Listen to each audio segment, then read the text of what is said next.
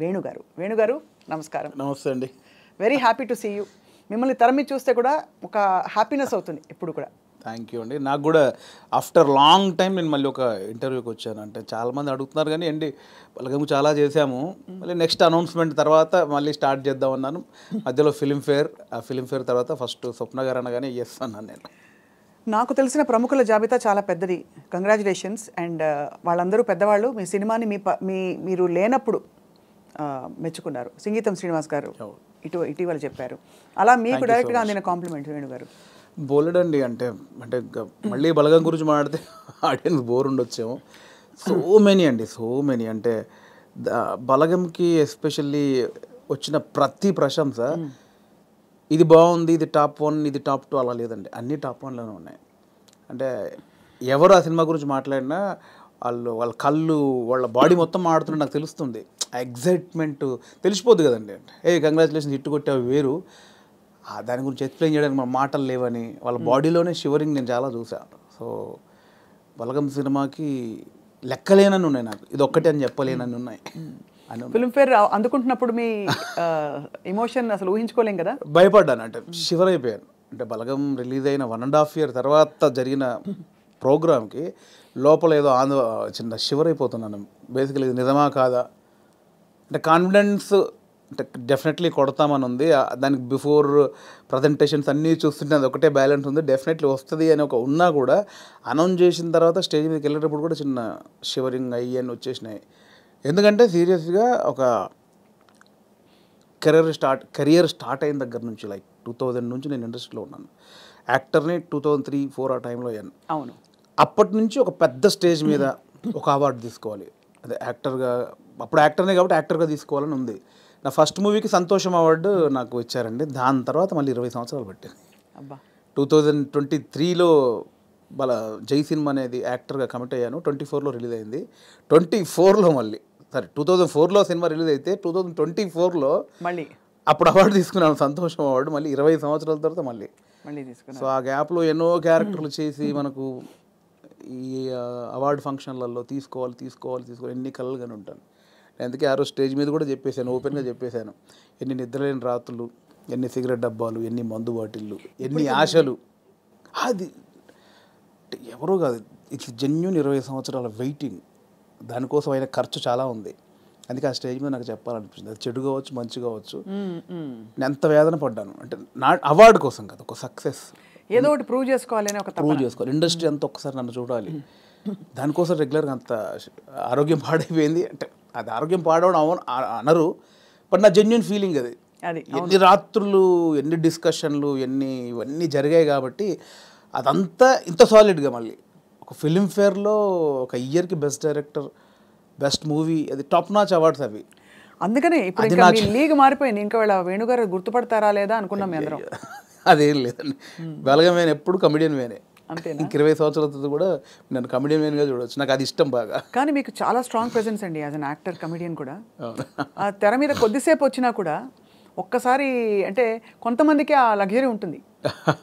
So రెండిట్లో మరి ఏది ప్రిఫర్ చేస్తారు మీరు? ఏది యాక్టింగ్ అప్పుడు మీరు రాజా కదా. డెఫినెట్లీ డైరెక్టర్ అనేది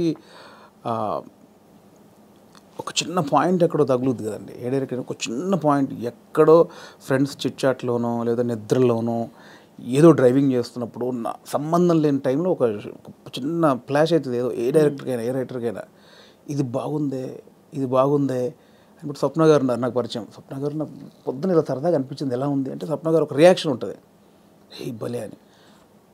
ఆ ఒక్క చిన్న ఐడియాకి ఇంకొకటి సపోర్ట్. ఇది ఒక 10 మంది ఒక 100 మంది దగ్గరికి వెళ్ళేసరికి ఇది పాయింట్గా చేయొచ్చు. అక్కడ నుంచి పేపర్ ఒక కథ రెడీ అవుతూ ఉంటుంది. అక్కడ నుంచి ఒక ప్రొడక్షన్ దగ్గరికి వెళ్ళిన బడ్జెట్లు, గోల, ఇవన్నీ రైటింగ్, సాంగ్స్ ఇవన్నీ జరిగి స్క్రీన్ మీదకి వెళ్ళేసరికి ఒక రూపం వస్తూ ఉంటుంది. దాని తర్వాత మనకి ఎడిటింగ్లో ఒక ప్రాపర్, దాని తర్వాత ఆర్ఆర్, దాని తర్వాత మిక్సింగ్, అంటే ఎక్కడో ఒక చిన్న పాయింట్ కళ్ళ ముందు అలా రూపాంతరం చెంది. అంటే లైక్ బేబీ అండి, ఒక బేబీని కడుపులో పడ్డప్పటి నుంచి బయటకు వచ్చేదాకా తెలియదు. అవును, అంత ఉంటుందండి డైరెక్షన్. సో ఇది ఎప్పటికైనా ఇది గోల్డెన్. అంటే అనుభవించినాడు తెలుస్తుంది. ఒక సినిమా తీసి అది హిట్ కొట్టినప్పుడు ఆ డైరెక్టర్ ఎందుకు అంత గడ్డ అనుభవించుకుంటాడు, ఎందుకంత ఎగ్జైట్ అవుతాడంటే నాకు అనుభవించాక తెలిసింది దాని కష్టం. అంటే ఒక 5 years దాని వెనకాల నేను పడ్డ జర్నీ అంతా నాకు తెలుసు కాబట్టి సో అది డైరెక్షన్ అనేది చాలా గొప్ప విషయం అండి. గొప్ప విషయం, ఒక గొప్ప ఫుల్ఫిల్మెంట్ మీకు. అంతే, అంటే కంప్లీట్ ఒక థాట్ దగ్గర నుంచి ఎండ్ వరకు మనమే చూస్తాం దాన్ని. అవును. అండ్ యాక్టింగ్ అనేది అది కూడా అంటే నా నెక్స్ట్ సినిమాలో ఒక మంచి సెటప్ ఉంటుంది దానికోసం. అది కూడా సూపర్ అండి. అది నేను రెండు ఏది అంటే నేను చెప్పలేను. ఇది ఫ్రెష్గా అనుభవిస్తున్నా. కానీ ఇప్పుడు మీరు ఇలా అవార్డ్ విన్నింగ్ డైరెక్టర్ అయిపోయారు కాబట్టి కొంచెం ఎక్స్క్యూజ్ మీ అన్నట్టు ఉంటానేమో అందరు మీతో. అదేం లేదు, నేను ఎప్పుడు దాన్ని నమ్మను. అలా ఎక్స్క్యూజ్ మీ అంటే నేను స్టేజ్ మీద మాటలు చెప్పనేమో. అంతేనా? అయితే ఇప్పుడు యాక్టింగ్ ఆఫర్స్ వస్తాయి, కంటిన్యూ చేస్తాయి. చాలా వస్తున్నాయి. బట్ నా రెండో సినిమా మీద అంటే ఇప్పుడు నాకు బలగం ద్వారా మీరే చూశారు, చాలా రెస్పాన్సిబిలిటీ వచ్చింది. అవును, దాంతో భయం వేస్తోంది. అంటే ఇంతమంది డెఫినెట్లీ నన్ను ఆశీర్వదించిన వాళ్ళందరూ మళ్ళీ నా సినిమా చూస్తాను, వాళ్ళని సాటిస్ఫై చేయాలి అనేది బాధ్యత, భయం ఎక్కువైపోయింది నాకు ఇప్పుడు బేసిక్గా. అందుకే ఈ సినిమా వరకు నేను పెద్దగా యాక్టింగ్ వైపు వెళ్ళట్లేదు. సినిమా తర్వాత డెఫినెట్లీ మళ్ళీ అంటే చిన్న చిన్న క్యారెక్టర్లు చేస్తున్నాను. Close friends, 3 days character, 5 days character, lengthy క్యారెక్టర్లు అయితే చేయదలుచుకోలేదు. కానీ ఇప్పుడు మీ ఎలాంటి కథలు చెప్పాలి మీరు అనుకుంటున్నారని మిమ్మల్ని అడిగితే ఏం చెప్తారు మీరు? మిమ్మల్ని మూవ్ చేసే కథలు ఇప్పుడే నాకు డెఫినెట్లీ మట్టి కథల మీద ఎక్కువ నాకు ఉంటుందండి. రియలిస్టిక్ థింగ్, కొంచెం ప్రాక్టికల్గా ఉన్న విషయాలను చెప్పాలనేది నాకు ఉంటుందండి ఎక్కువ. నా చిన్నప్పటి నుంచి చిన్న ఫీలింగ్ అదే. ఇంట్లో పెరిగిన వాతావరణం, మా ఫాదర్ పెరిగిన వాతావరణం, మా ఫాదర్ చిన్న కమ్యూనిజం, ఆయన చిన్న కమ్యూనిస్టు. సో తెలియకుండా అదే బ్లడ్ ఉంది నాలో. సో అందుకే చిన్న అటువైపే వెళ్తుంది నాకు. కమర్షియల్ అనేది మేబీ ఫ్యూచర్లో చేస్తానేమో. ప్రజెంట్ అయితే మైండ్ అంతా నేను చిన్నప్పుడు నా జీవితంలో, నా జర్నీలో జరిగిన విషయాలు చాలా ఉన్నాయి, చాలా ప్రాక్టికల్ విషయాలు ఉన్నాయి. చాలా జనాల్ని అంటే రెగ్యులర్ కమర్షియల్ అన్నీ చేస్తున్నాం కదా, ఒకసారి చూసి బలగంలాగా ఆలోచించి అరే ఇది కదా మన చుట్టూ ఉన్నాయి కదా అని ఆలోచించే విషయాలు చాలా ఉన్నాయి నా వరకు అయితే. సో అది ఎంతవరకు చెప్పే పరిస్థితి ఉందో తెలియదు, చెప్పేంత వరకు చెప్తాను. చాలా సంతోషకరమైన విషయం ఏంటంటే వేణుగారు, ఇప్పుడు ఇక్కడ తెలంగాణ రాష్ట్రం నుంచి టాలెంట్ ఎంత బ్లాసమ్ అయ్యి ఎన్ని చక్కటి మట్టి కథలు వస్తున్నాయి, ఎంత మంచి టాలెంట్ ఉంది. అసలు చాలా ఏళ్ళు ఆల్మోస్ట్ బయటికి రాలేదు అనిపిస్తుంది. ఆమె రాంగ్? నేను తప్పుగా మాట్లాడాను, కరెక్ట్గా చెప్పాను? కరెక్ట్ అండి. ఇప్పుడు బయటికి రావడం, కట్టలు తెంచుకుని ఒక్కొక్కళ్ళు అంటే ఇక్కడ ఈ గడ్డ మీద ఉండే ఆలోచన ఏంటది, ధాటి అంటారు చూడండి, ఆ కన్విక్షన్ అది చాలా గొప్పదండి. అంటే మట్టి నుంచి పుట్టిన కథలు కదా. అంతే అండి.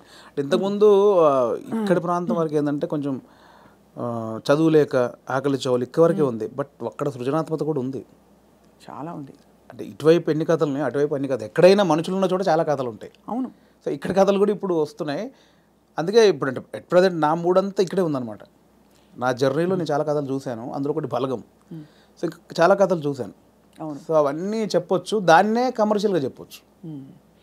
ఇప్పుడైతే మరి మీ రెండో సినిమా వివరాలు అడగచ్చా? ఇంకా సూనా? సూన్ అండి, సూన్ డెఫినెట్లీ. అంటే అఫీషియల్గా నా ప్రొడక్షన్ నుంచి వచ్చినప్పుడు అడిగితే బెటర్. నో డెఫినెట్గా. కానీ అందరికీ క్యూరియాసిటీ ఏంటంటే బలగం తీసిన తర్వాత మీరు చాలా జాగ్రత్త పడాలి. ఇంకా రెండో సినిమాకి అదే స్థాయిలో మెప్పించాలి, ఇంకా ఎక్కువ మెప్పించాలి వీలైతే.